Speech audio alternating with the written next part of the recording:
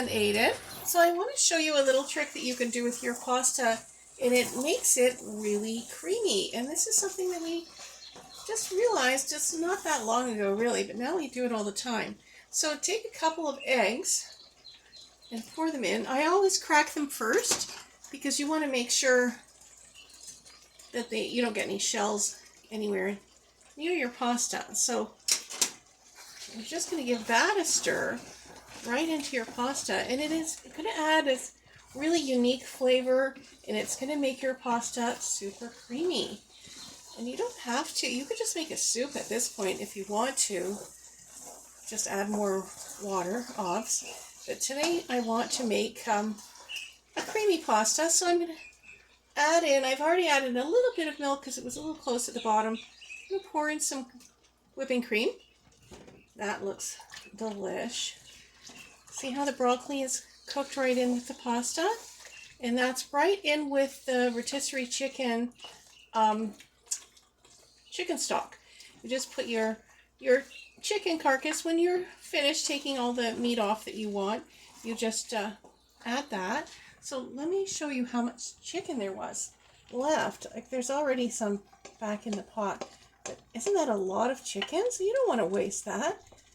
You want to use everything that you have, because that is just, one, it's environmentally friendly, and you know, it's just a good idea. I want you to not waste stuff, because that's a real shame. You don't want to do that. See how lovely that is? That's beautiful. So I'm going to add a little bit more Parmesan cheese. I put a little bit in already. I'm just going to add a bit more. Just a little bit more. That's good. And then I'm going to put, let's push this down first so that we don't have any lumps of Parmesan, because I can't imagine that would be good. So we'll just give that a good stir. Let's give everything a nice stir every time you put it in. Let's add some more cream. There we go. That's nice. And then I'm going to put some butter in here in a sec.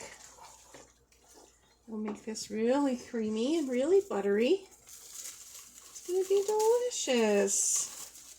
It's going to be so delicious. Normally I would get a separate spoon for this, but you know, since we're filming. So not a lot of butter, just a nice little bit of butter, so that that's delicious. And then, so that's stirred in. Is that pretty? And then some Havarti. Make sure I don't have the paper on it. And just break it into little pieces and put that in. This is going to be so hearty and so delicious. Oh, I almost got my fingers on the side of the, there we go. And then I'm going to put in a little bit of cheddar. So you can buy this cheddar at Costco, which clearly we do a lot of shopping at Costco. It comes in slices. Just so practical that it's too big a container for me for any kind of regular use. So I take most of it and put it in little sections in baggies and then pop that in the freezer. Then I just take out a baggie whenever I need it and keep that in the fridge so that I don't feel overwhelmed by the need to, you know, use all of the cheddar right away. So that's just going to stir right in, and that's going to melt, and then it's going to be delicious. I guess we'll do this one more piece of Havarti since I already have it out and about. Whoopsie. Just tear that and put it in. See how easy it is to cook?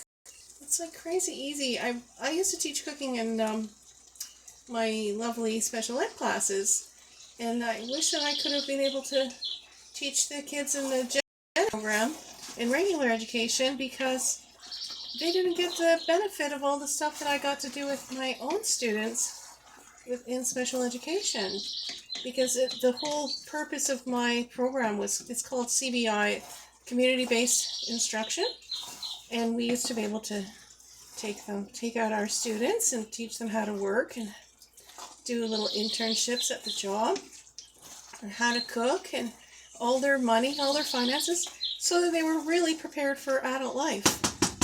We need that for everybody. Okay, so I think this is almost ready. We're going to give this a little try.